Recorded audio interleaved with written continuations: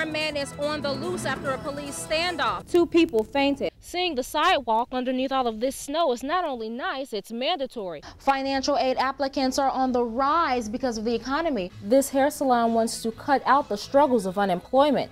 Hear what services you can get for free. Many employers are pushing job seekers to their website for more detailed career information, leaving those who came to this job fair expecting to fill out a job application dissatisfied.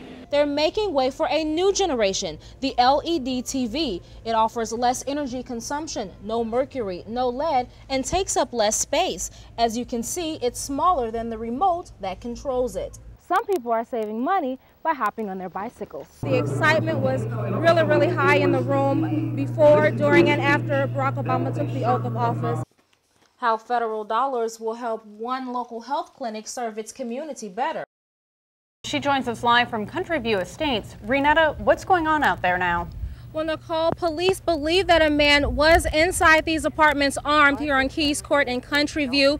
Chris Weaver says he is now gone and could be somewhere in the area or headed home to Chicago.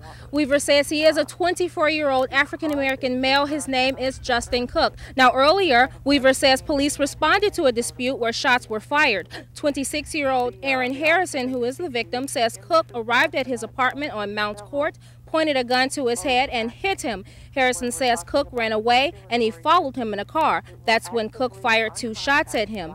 Harrison, who says he was formerly friends with Cook, says he was about to move back to his hometown, Chicago, Illinois. We had just moved the furniture out of my house. I'm actually going back to Chicago. Like, I play professional ball in Europe. In the process, my car still was innocent and had nothing to do with this. And I just wanted to replace it, run and fix it. Now, 46-year-old Wanda Harris says many small children were out during the incident. Now, police are processing the area as a crime scene. They are letting residents along Keys Court back inside their apartments just to gather items like food and water and then return back out.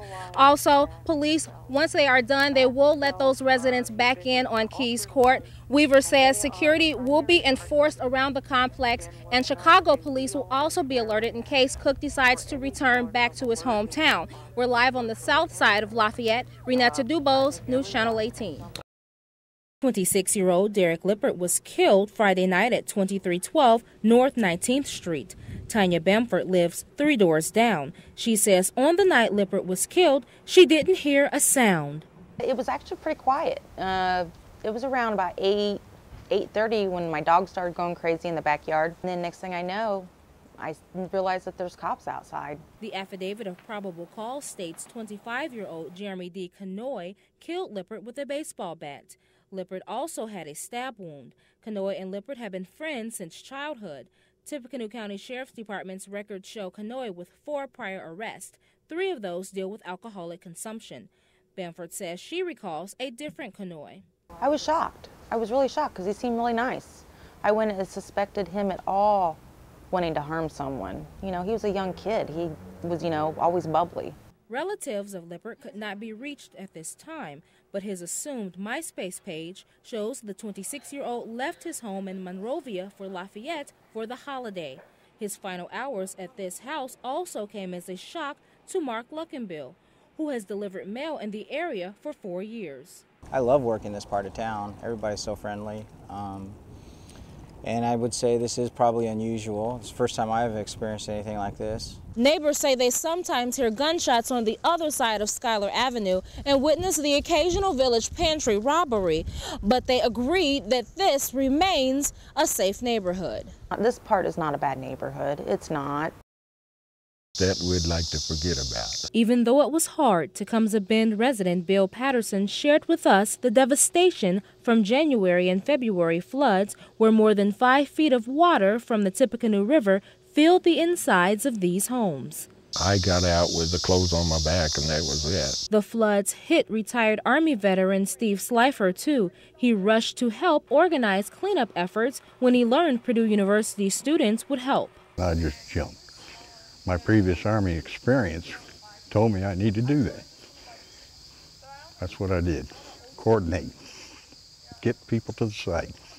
help my neighbor. Students with the Resident Assistant Program say they'll take away more than just a lesson on weeding, shoveling dirt, and cleaning homes. It's great to be involved in the local community and get a little bit outside of just our zone on campus. I really did not think it was going to be this fun, but it's fun. I'm glad I got to plant mums and stuff like that. Just the satisfaction that helps somebody out. I know that he lost a lot of different things. Many of the residents in Tecumseh Bend live here year-long. Others are seasonal. But after the floods earlier this year, some did not return. We lost a lot because they tore their houses down and they ran out of money. All done. Now that some of the work is complete, memories of high water and home damage can slowly be laid to rest. I don't think we'll be done this year. It's going to go on till next year. But with the help of the kids that come from Purdue, this is wonderful. What these kids did today would take me a month to do. Hundreds of people crowded the streets in the heart of Brookston for the sights, sounds. Caramel's really sweet.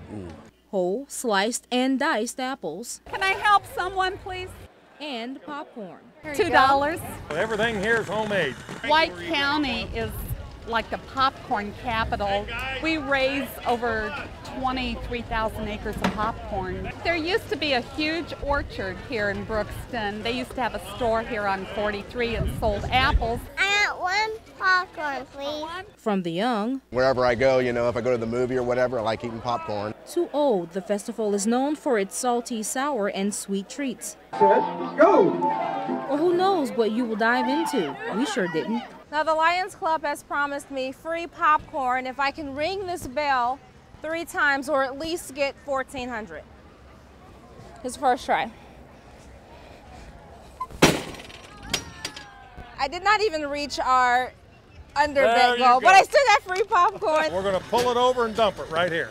In Brookston, Renetta DuBose, News Channel 18.